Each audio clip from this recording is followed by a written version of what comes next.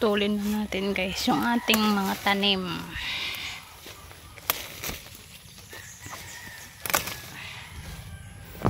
Sarap ng tunog oh. Sino nang gusto ng talbos ng balinghoy dyan, punta lang dito, gulayin nyo.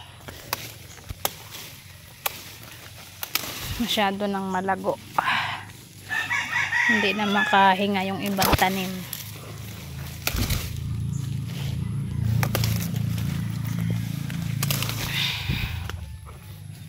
Aking mga tanim na iba hindi na makahinga. Sobrang lago na ng mga malago pala tong balinghoy, kailangan laging titriman.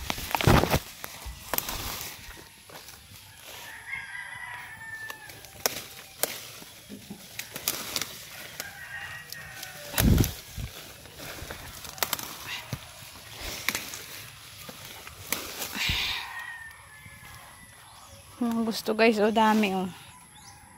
Panggulay.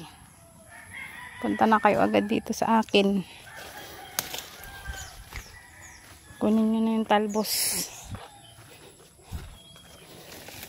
Ang dami pa oh.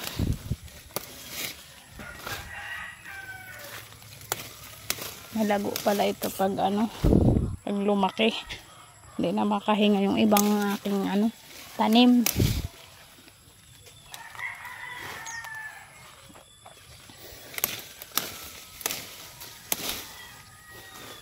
May pantanim na naman tayo na sili oh.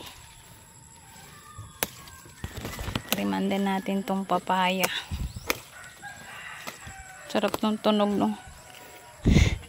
Malutong oh.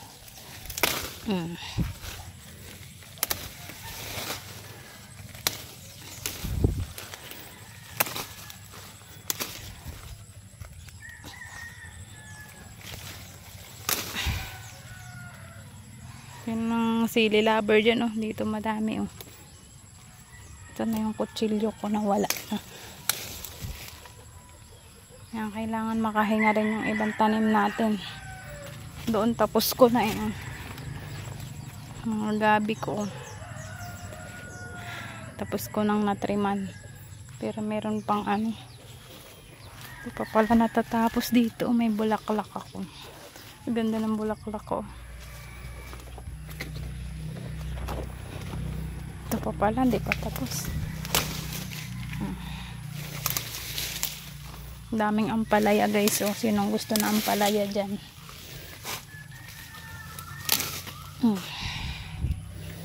Para makahinga din yung iba.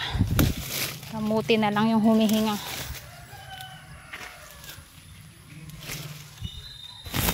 Ampalayang ligaw. Ganyan lang kaliliit yung bunga niya guys. Oh.